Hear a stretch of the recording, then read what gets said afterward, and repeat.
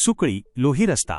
शेतात रखवाली करण्यासाठी गेलेल्या शेतकऱ्यावर रानडुकरांच्या कळपाने केलेल्या हल्ल्यात एक अत्यंत दुर्दैवी आणि काळजाचा थरकाप उडवणारे वळण आले आहे. या भीषण हल्ल्यात गंभीर जखमी झालेल्या शेतकऱ्याची मृत्यूशी सुरू असलेली झुंज अखेर अपयशी ठरली असून अमरावती येथे उपचारादरम्यान आज पहाटे 4 वाजता त्यांचा करुण अंत झाला. या धक्कादायक घटनेमुळे संपूर्ण परिसरात तीव्र हळहळ आणि शोककळा पसरली आहे. मिळालेल्या माहितीनुसार लोही रस्त्यावर असलेल्या सुकळी येथील रहिवासी संजय शंकर तिरपुळे हे नेहमीप्रमाणे आपल्या शेतातील पिकाची रखवाली करण्यासाठी गेले होते. रात्री 10 वाजेच्या सुमारास दबा धरून बसलेल्या रानडुकरांच्या एका मोठ्या कळपाने त्यांच्यावर अचानक जीवघेणा हल्ला चढवला होता. घटनेनंतर त्यांना तातडीने उंबरडा बाजार येथील ग्रामीण रुग्णालयात आणि त्यानंतर कारंजा लाड येथील उपजिल्हा रुग्णालयात हलवण्यात आले होते.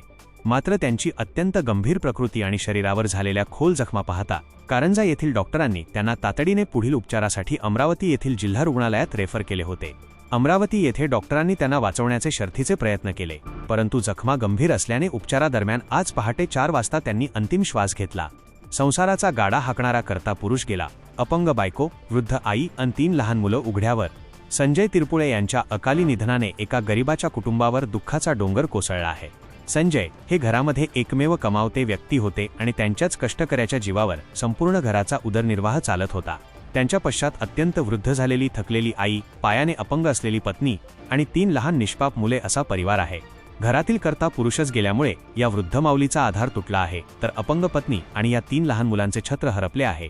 आता या हलाखीच्या परिस्थितीत अमरावतीपर्यंत धावपळ करूनही पदरी आलेल्या या दुःखातून हे कुटुंब कसे सावरणार हा मोठा प्रश्न आहे. या दुर्दैवी कुटुंबाची परिस्थिती पाहता वन विभागाने आणि शासनाने कोणतीही दिरंगाई न करता तात्काळ आर्थिक मदत आणि शासकीय सानुग्रह अनुदान मंजूर करावे अशी आग्रही मागणी ग्रामस्थांकडून केली जात आहे.